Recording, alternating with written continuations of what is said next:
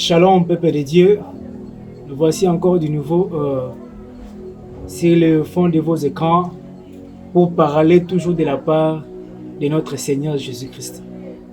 Sans plus tarder, je parlerai aujourd'hui sur la vraie Église de Christ. Nous allons essayer de comprendre aujourd'hui qu'est-ce qu'une Église. Parce que beaucoup de gens pensent, là où nous nous réunissons, ça, ce sont des assemblées locales. Et sur base des Écritures, parce que c'est ça qui est notre lumière à ce temps où nous vivons, nous allons essayer de comprendre qu'est-ce qu'une Église. Or, l'Église, c'est le corps mystique de Christ. Nous allons essayer de comprendre avec vous sur base des Écritures et non sur base de nos propres convictions, parce qu'aujourd'hui, c'est les Écritures qui est une lampe, c'est les Écritures qui est la lumière pour éclairer ce genre de questions. Sans plus tarder, nous allons prendre les Écritures. J'aimerais bien, avec vous, prenons les Écritures pour éclairer. Je suis dans notre... j'ouvre ma Bible. Je suis dans le livre des Actes. Je suis dans l'Acte chapitre 7.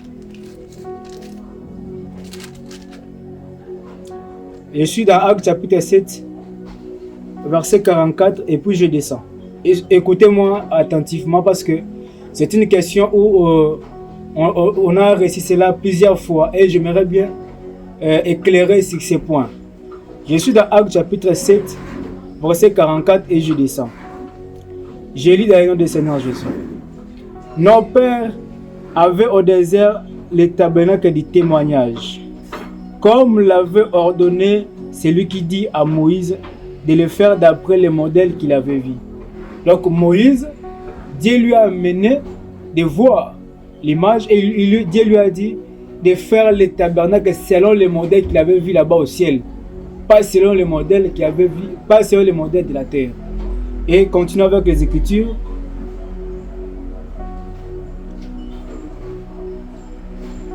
Et c'est 45, 44 toujours, c'est lui qui dit à Moïse de le faire d'après le modèle qu'il avait vu. Et nos pères, l'ayant réussi, l'introduisirent sous la conduite de Josué, dans le pays qui était possédé par les nations, que Dieu chassa devant eux, et il y resta jusqu'au jour de David. David trouva grâce devant Dieu et demanda d'élever une demeure pour le Dieu de Jacob. Un jour, David a dit, il était avec le prophète Nathan, que depuis moi on m'a investi, j'habite dans des maisons de cèdre, mais l'arche de l'Éternel de mon Dieu reste toujours sans habitation. Or, David ne savait pas cette glorieux mystère, et Dieu lui a dit que ce n'est pas à toi de me construire le tabernacle, ce n'est pas à toi de construire le tabernacle, ce n'est pas à toi de construire le temple. Et le temple, ça serait ton enfant Salomon qui me construira. Et depuis la nuit des temps, Dieu restait toujours dans des temples. Or, Dieu restait parce qu'il savait, il voyait déjà un jour que lui-même, Dieu, il fera son temple à lui pour habiter. Évoluer avec les Écritures, ça va devenir clair. Je suis dans 46. David trouva grâce devant Dieu et demanda d'élever une demeure pour le Dieu de Jacob. Et c'est fils Salomon qui lui bâtit une maison. Mais les Très-Hauts n'habitent pas dans ce qui est fait de mains d'hommes. Or, le temple que Salomon avait bâti, c'était un temple qui a été bâti par les mains d'hommes. Or, ici, la Bible dit que Dieu n'habite pas dans des maisons conçues par les mains des hommes. Vous voyez? Donc, il cherchait où habiter. Il cherchait son corps à lui pour habiter. C'est ça la vraie Église de Christ que nous parlons aujourd'hui. 49. Le ciel est mon trône. Ici, c'est l'Éternel Dieu qui parle. Le ciel est mon trône. Et la terre, mon marchepied. Donc, le ciel là-bas, qui est son trône, la terre, son marchepied. Quelle maison me bâtirez-vous? Et il nous pose une question. Quelle maison me bâtirez-vous? Vous voyez? Parce qu'il dit le ciel est son trône. la terre son marchepied. C'est-à-dire, Dieu cherchait là où habiter. Quelle maison me bâtirez-vous, dit le Seigneur, ou quel sera le lieu de mon repos? Donc, nous allons comprendre, si nous rentrons dans le livre de Genèse, la Bible dit que Dieu créa pendant 6 jours. Et le 7e jour, Dieu se reposa. Or, la même histoire doit encore se répéter. C'est-à-dire, ce qui était au commencement, avec le premier Adam, doit encore se répéter. Et Dieu se reposa. La Bible dit que le 7e jour, Dieu se reposa. Dieu se reposait où? Dieu avait trouvé l'habitation, c'est dans l'homme. Vous savez, Dieu se reposa dans l'homme.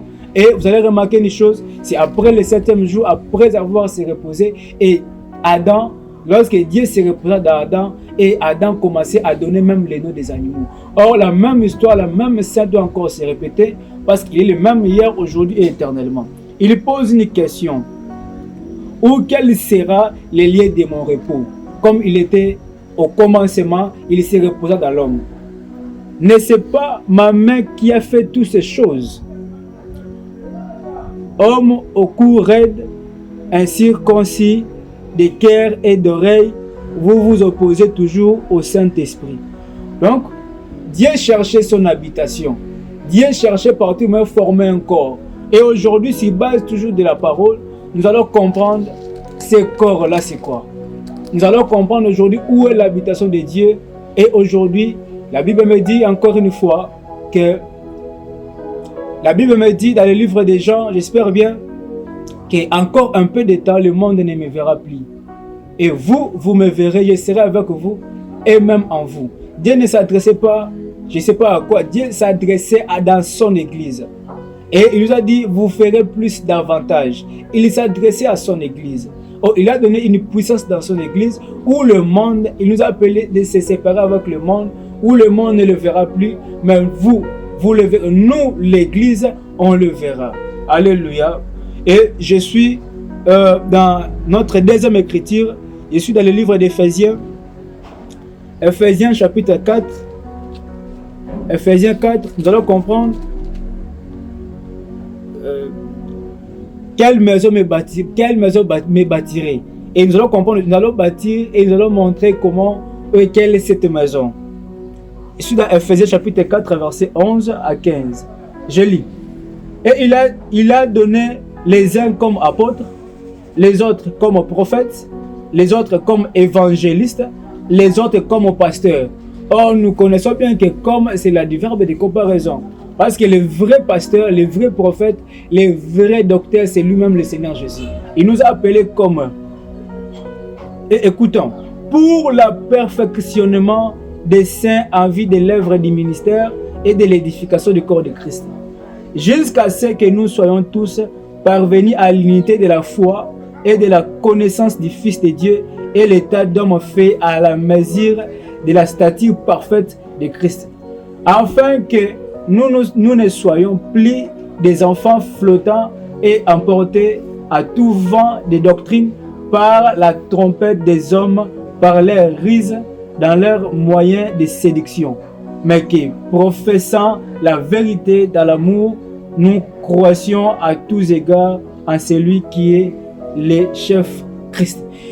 Sur base de cette écriture, j'ai béni le Seigneur parce qu'aujourd'hui, déjà, il a commencé à nous montrer sur base de cette écriture comment est cette maison où il parlait dans l'acte, quelle maison me bâtirez-vous? Et nous avons maintenant le modèle que Dieu avait monté à Moïse, ce genre de tabernacle. Et il dit que le ministère, il a appelé comme pasteur, comme parce que c'est lui-même qui est le pasteur et il nous a appelé comme lui, le vrai pasteur. Et il dit ceci, le but c'est pour amener l'église à la perfection. C'est pour amener l'église à devenir à la même stature de Christ. Amener l'église à la même stature. Et cette église, il s'agit de quelle église? Votre dénomination? Non. Il s'agit du corps de Christ qu'il nous a appelés. Et enfin, dans le but du ministère, pour amener l'église à la perfection. Or, pour amener quelque chose à la perfection, ça demande que quelque chose soit construit. Il faut qu'il y ait des matériaux de construction. Et aujourd'hui, nous comprenons que l'église est construite sur base de quoi? Et lorsque l'église est arrivée au niveau de la perfection, lorsque toi, qui es l'église, le corps de Christ, tu arrives à un niveau de la perfection, à la même stature de Christ, c'est-à-dire tu ne seras pas emporté dans tout vent de séduction, parce que nous vivons dans l'âge de séduction. Vous ne serez pas être ballotté par de fausses doctrines, parce que la Bible dit que beaucoup s'attacheront aux doctrines des démons et aux doctrines des séducteurs. Et lorsque Dieu vient pour te construire, il amène des matériaux de construction. Et cette matériau de construction sera approuvé, attesté par le même Dieu, que lorsque vous serez construit comme un pont, et même si les engins passent, vous ne serez pas ballotté dans tout vent, ballotté dans tout mouvement. C'est ça, c'est que Dieu veut nous construire. Donc, il a dit envie d'amener l'église à la perfection. Et cette église, c'est toi. Envie d'amener l'église à devenir comme lui, la même statut, le même positionnement avec Christ.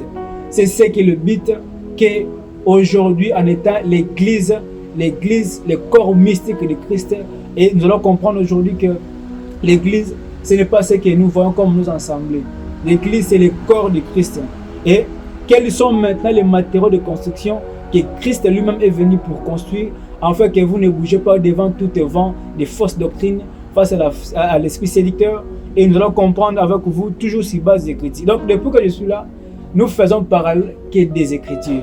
Donc, je ne parle pas de moi. Et si tu crois réellement ce que je parle, ça vient de dire comme Paul, tu dois réellement s'aligner derrière la parole que nous parlons. Je suis dans le livre de 2 Pierre. Je suis dans 2 Pierre. Je suis dans 2 Pierre à partir du premier verset jusqu'à 8. C'est une longue lecture, mais je fais cela pour que tout le monde soit béni. Simon Pierre, 2 Pierre chapitre 1, verset 1 à 8. Simon Pierre, serviteur et apôtre de Jésus-Christ, à ceux qui ont réussi en partage une foi du même prix que le nôtre par la justice de notre Dieu et du Sauveur Jésus-Christ. Que la grâce et la paix vous soient multipliées par la connaissance de Dieu et de Jésus notre Seigneur. Comme sa divine puissance nous a donné tout ce qui contribue à la vie et à la piété, et au moyen de la connaissance de celui qui nous a appelés par sa propre gloire et par sa vertu. Lorsque qu'elle nous assure de sa part les plus grandes et les plus grandes précieuses promesses, afin que par elle vous deveniez participants de la nature divine. Donc par elle que nous devenions des participants de sa nature divine. Donc, il va amener l'église à devenir à sa même nature divine. Donc l'église est comme à la même statut que Christ. C'est ce que la mission que Christ est venu. En fuyant la corruption, c'est-à-dire pour devenir participant de cette nature divine, c'est-à-dire pour devenir à la perfection, pour être à la même statut, même positionnement avec Christ, il faut d'abord ça veut dire en fuyant la corruption qui existe dans le monde par la convoitise. À cause de cela même, faites tous vos efforts pour joindre à votre foi la vertu. À la vertu, la science. À la science, la tempérance. À la tempérance, la patience. À la patience, la piété. À la piété, l'amour fraternel. À l'amour fraternel, la charité.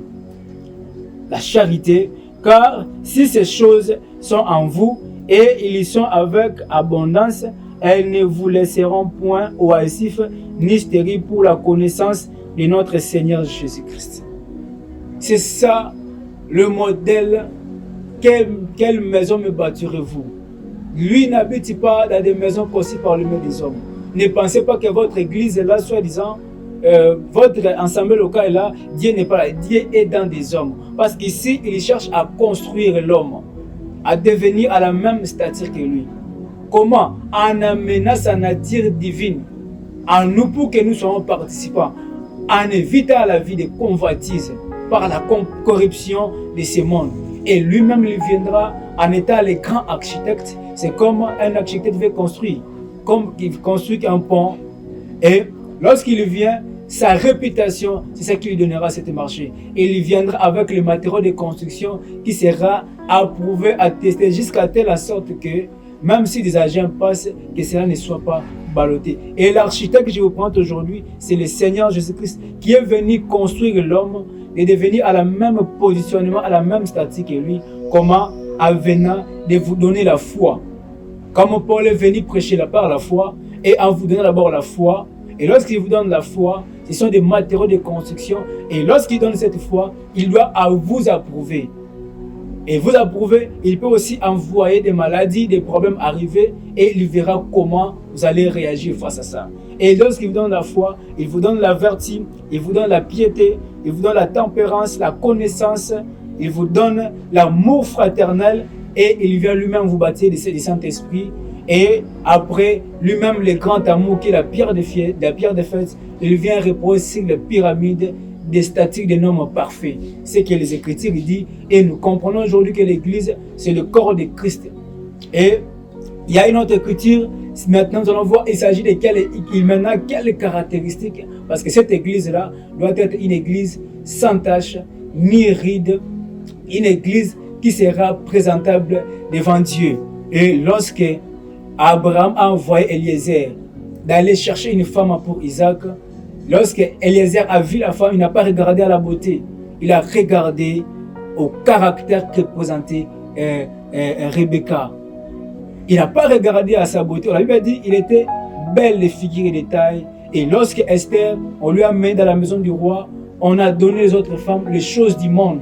Et Esther représente les types de l'église aujourd'hui. On a donné des parfums, des toilettes, des cabelots qui siègent encore, des parfums. Esther avait refusé ces choses du monde. Et à la fin, c'était Esther qu'on avait choisi. Et l'église aujourd'hui, ça doit refuser les choses du monde. Avec Élie, devant 450 prophètes à Baal, et personne ne peut me contredire que les prophètes de Baal étaient aussi les prophètes de Dieu. Mais qu'est-ce qu'il avait fait afin qu'ils s'alignent derrière Baal? Parce que Akab, qui était le type de l'église, avait introduit des dieux étrangers. Vous voyez, les dieux des idoles, et qui étaient entrés par sa femme, l'esprit séducteur Jézabel, et tous les prophètes des 450 prophètes à Baal, ils se sont alignés derrière les prophètes de Baal, devant la religion que Jézabel avait amenée en Israël. Et lorsque Élie, devant la présence des 450 prophètes de Baal, il a commencé d'abord, il n'a pas créé un hôtel autre. Il a commencé d'abord à détruire ce que les prophètes de Baal avaient mis. Donc, des faux enseignements, et il a rétabli. Ils avaient détruit tout ce que Moïse avait laissé. Parce que tous les prophètes de l'Ancien Testament ont suivi que les traces de Moïse. Il a commencé d'abord à détruire cela. C'est une fausse doctrine, des faux enseignements qui étaient entrés en Israël. Et il a rétabli l'autel. Il a rétabli l'enseignement qu'avait laissé Moïse. Et c'est par là. Donc aujourd'hui, Dieu doit d'abord commencer à détruire ces faux enseignements que vous avez longtemps prêché les enfants de Dieu, que vous avez longtemps parlé aux enfants de Dieu. Il a commencé d'abord à détruire ces enseignements et après pour faire descendre le feu. Ne s'embrouille pas. Le feu là, ça ne va pas descendre sur les sorciers. Le feu là, ça doit descendre pour chez toi pour consumer tout un mauvais enseignement que vous avez longtemps hérité et écouté dans vos oreilles. Et Dieu aujourd'hui doit rétablir la gloire de la deuxième maison qui sera plus grande que celle de la première maison. C'est ça le message que nous vous apportons. Que sache-le bien, c'est toi qui es le corps de Christ. Et je suis juste dans la dernière écriture, je suis dans Apocalypse chapitre 1, je lis à partir de 13, non, à partir de 14 jusqu'à 15. Et sa tête et ses cheveux étaient blancs comme de la laine blanche, comme la neige. Ses yeux étaient comme une flamme de feu. Ses pieds étaient comme semblables à l'airain ardent, comme s'ils avaient été embrasés dans une fournaise, et sa voix était comme le bruit des grandes eaux. Ici, c'est le prophète Jean qui parle. Il a vu un homme vêtu d'une robe. Et cet homme-là, qui se ressemble au fils d'homme. Au fils d'homme, c'est le Seigneur Jésus-Christ, qui est descendu sous forme d'un prophète. Et il s'est façonné en elle-même dans son église. Aujourd'hui, Christ est dans son église. Et cette robe-là, de couleur blanche qui représente même la sainteté. Et la Bible dit, elle avait vêtu le ceinture sur sa poitrine. Et cette ceinture-là qui représente même l'évangile. Et ses pieds étaient comme des lirins ardentes. Et c'est ça l'église qui doit prêcher même l'évangile de la justice qui représente ces pieds-là comme une fournaise, une désirant ardente. Et c'est ça, l'évangile de la justice et l'église aujourd'hui, l'épouse qui est le corps de Christ, qui est Jésus à ce temps ici. Et la forme de Jésus aujourd'hui, c'est son église. Puis après avoir Pierre prêché, Jacques a pris la parole, il a dit, Dieu a jeté d'abord son regard au milieu des gens des nations pour faire sortir du milieu d'elle un peuple qui porta son nom. Actes chapitre 15, verset 13. Donc, Dieu a jeté d'abord regard chez nous les nations pour faire sortir du milieu de nous un peuple qui porta le nom, qui porta son nom. Et quel est le nom de Dieu aujourd'hui? La Bible nous dit dans l'Apocalypse que le nom nouveau de Jésus, c'est sa parole. Et il cherchait l'épouse parole ou l'épouse aujourd'hui, c'est celui donc qui est le corps de Christ, qui est l'église. Tenez-vous garde à l'esprit séducteur. Nous sommes là à attaquer tout cet esprit de la génération et Dieu ne manquera pas de vous bénir. Soyez toujours connectés. Nous sommes là 24 h sur 24 sur WhatsApp. S'il y a des préoccupations, partout où vous êtes, nous serons là pour vous répondre. Et n'oubliez pas de s'abonner massivement de la part de notre Seigneur Jésus. Nous parlerons toujours sur lui parce que si des sorciers, des gens des occultes, des francs-maçons font des publicités de leur père qui est le diable et Satan, et nous aussi nous serons là pour les attaquer toujours sur les réseaux sociaux. Donc Dieu ne manquera pas de vous bénir si vous soutenez cette œuvre en partageant les liens et de s'abonner encore massivement, et Dieu ne manquera pas de vous bénir. Restez calme dans vos maisons, que Dieu vous bénisse richement, qu'il soit réellement les rémunérateurs dans vos vies, dans le nom du Seigneur Jésus-Christ. Amen. Restez calme. Bye bye, bye bye, bye bye, bye bye.